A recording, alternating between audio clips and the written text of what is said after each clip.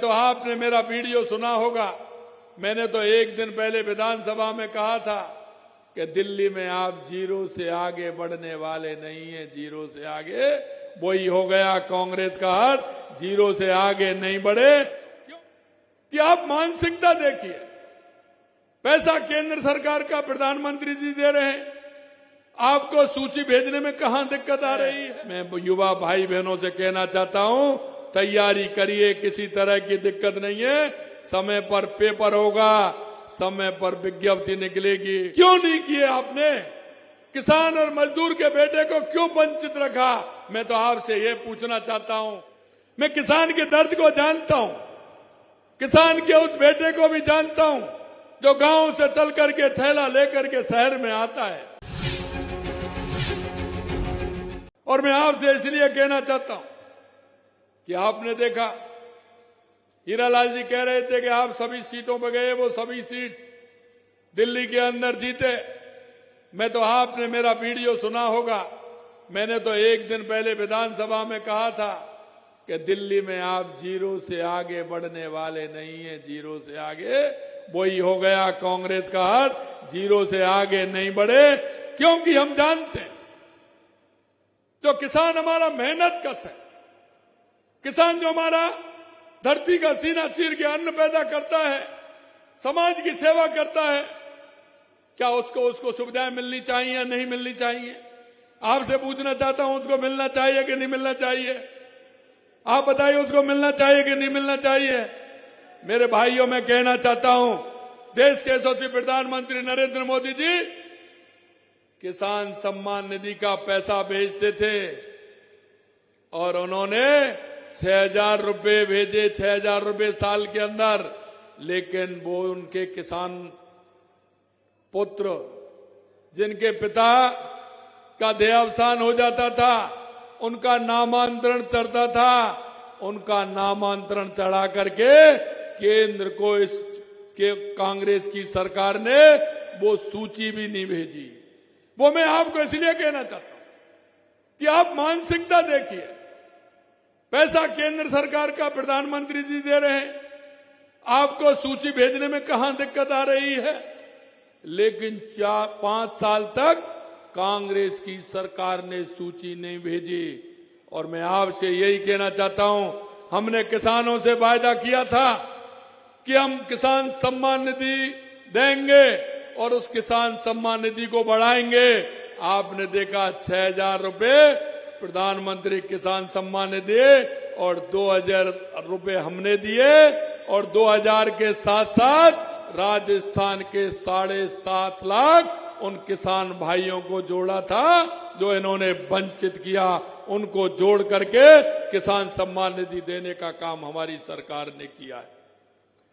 यह हमने इसलिए किया कि हमारे किसान किस तरह से आगे बढ़े। मैं आपसे इतना और कहना चाहूंगा, इस मंच के माध्यम से अपनी भावनाएं, अपने विचार आप तक पहुंचा सकता हूं। हम सब मिलकर के आगे कैसे हमारे इस समाज को बढ़ा सकते हैं। हमारा धाकर समाज इतिहास अत्यंत गौरवशाली है और गौरवशाली इसलिए है कि मैंने कहा है कि आप भगवान धरणीधर के उपासक हैं। मैं हमेशा कहता हूं कि हमारे किसान का भला होगा तो समाज का भला होगा और समाज का भला होगा तो हमारे युवाओं का भला होगा। मैंने इनसे कहा था, युवाओं से मैंने कहा कि आप चिंता मत करिए, आप मेहनत करिए। पहली बार हमारे संकल्प पत्र में हमने जो बात रखी थी, धीरे धीरे हमने उनको पूरा करने का काम किया है।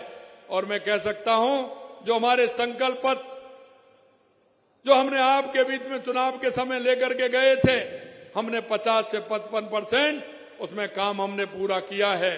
और मैं आपके माध्यम से ध्यान दिलाना चाहता हूं, किसानों की एमएसपी बढ़ाने का काम हमारी सरकार ने किया, युवाओं को रोजगार देने का काम हमारी सरकार ने किया। हमने कहा कि पहली साल में 1 लाख नौकरियां देंगे, 60,000 दे दिए हैं और आपने देखा 81,000 वैकेंसी हमने इस साल के लिए निकाली है। पूरा कैलेंडर निकाला है। मैं युवा भाई बहनों से कहना चाहता हूं, तैयारी करिए, किसी तरह की दिक्कत नहीं है। समय पर पेपर होगा, समय पर विज्ञप्ति निकलेगी, समय पर रिजल्ट आएगा और समय पर नियुक्ति पत्र दिया जाएगा। ये मैं आपको विश्वास दिलाना चाहता हूं। 1,72,000 जगह हमने निकाली है, आपने देखा होगा। उन पे भी दिक्कत आ रही है। हमारे प्रतिपक्ष के नेता कह रहे थे कि आपने 60,000 वैकेंसियां आपने चतुश्रेणी कर्मचारी और ड्राइवरों की निकाली है। हमने कहा क्यों, आपको क्या दिक्कत है? हमने निकाली है, हम अंतिम पायदान पर खड़े, हमारे किसान मजदूर, उनके बेटे को हम नौकरी देना चाहते हैं। मैं आपसे पूछना चाहता हूं, ये 60,000 वैकेंसी क्या 1 साल के अंदर हुई है? क्या 1 साल के अंदर आई है? क्यों नहीं किए आपने? किसान और मजदूर के बेटे को क्यों वंचित रखा? मैं तो आपसे ये पूछना चाहता हूं। मेरे भाई और बहनों, मैं किसान के दर्द को अच्छी तरह से समझता हूं। मैंने आपने जो किसानी का काम किया है वो मैंने भी किया है। मैं किसान के दर्द को जानता हूं, किसान के उस बेटे को भी जानता हूं जो गांव से चल करके थैला लेकर के शहर में आता है। वो कमरा लेता है, हॉस्टल लेता है, ट्यूशन पढ़ता है, कोचिंग करता है, पिताजी उसको पैसे ला करके देते हैं। नहीं होते हैं तो रात के अंधेरे में जाते हैं, किसी से लेकर के आते हैं और पिता विश्वास भी दिलाता है कि मैं मेहनत करके पढ़ूंगा, नंबर लेकर के आऊंगा। पिता को बेटा जब विश्वास दिलाता है, पिता को भी उम्मीद होती है कि आगे आने वाले समय में ये मेरा सहारा बनेगा, मेरा सहारा बन के मेरे परिवार की मजबूती आएगी। लेकिन जब पेपर लीक हो जाता है तो दोनों किसी से नहीं कहते। पिता पुत्र का दोषी बनाता है और पुत्र कहता है कि मैं क्या करूं, ये पेपर लीक हो गया। इस तरह का काम कांग्रेस की सरकार ने किया था। कांग्रेस की सरकार ने, मेरे भाई और बहनों, जो वायदा आपसे किया था, 1 साल हुआ है, पेपर भी हुए हैं, लेकिन एक भी पेपर लीक नहीं हुआ। ये हमारी सरकार की गारंटी है, गारंटी है, गारंटी है। अंत में मैं आपसे इतना निवेदन करना चाहता हूं, मेरे भाई बहनों, मैं इतना ही कहना चाहता हूं, ये डबल इंजन की सरकार है और ये डबल इंजन की सरकार जो आप लोगों ने 1 साल पहले बना करके दी है, मैं आपसे इतना ही विश्वास दिलाना चाहता हूं कि आने वाले समय में ये डबल इंजन की सरकार राजस्थान के विकास के लिए कृत संकल्प है। और आपने देखा होगा, हमने आते ही राजस्थान का एक रोड मैप बनाया। उस रोड मैप में हमने देखा कि आवश्यकता राजस्थान के अंदर क्या है। राजस्थान के अंदर आवश्यकता है सबसे पहले पानी की। हमारा राजस्थान हाड़ौती में तो फिर भी काफी है, लेकिन और राजस्थान के अंदर अगर आप देखोगे तो पानी की दिक्कत है। मैं इसलिए कहना चाहता हूं, हमने ERCP के माध्यम से, यमुना जल के माध्यम से और हमारा माई डैम के माध्यम से हो या इंदिरा गांधी नहर के माध्यम से हो, पूरे राजस्थान का रोड मैप बना करके हमने तैयार किया है, जिससे राजस्थान के किसान को हर जिले में पानी मिले, पीने को मिले, पशुओं को मिले। ये योजना हमने बनाई है। दूसरी जो हीरालाल जी कह रहे थे, हमने बिजली की योजना बनाई कि हमारे किसान को 2027 में हम दिन में बिजली देने का काम करेंगे और दिन में भी जितनी बिजली आवश्यकता है उतनी देने का काम करेंगे। उद्योग को भी बिजली मिलेगी, उपभोक्ता को भी बिजली मिलेगी। उसके लिए भी हमने काम किया है। 2,24,000 करोड़ रुपए के केंद्र सरकार से MOU करके हमने उन कामों को भी धरातल पर उतारा है। तीसरा काम हमारा था कि हमारे युवाओं को किस तरह से रोजगार मिले, सरकारी नौकरियां भी मिले और प्राइवेट तौर पर भी नौकरियां मिले। उसके लिए भी हम, आपने देखा है, हमने एक जगह सरकारी तौर पर आपने देखा हमें वैकेंसी निकालने का काम किया है और राजस्थान के माध्यम से राजस्थान के 6 लाख से ज्यादा युवाओं को रोजगार देने का काम हमारी सरकार करेगी। ये भी मैं बताना चाहता हूं।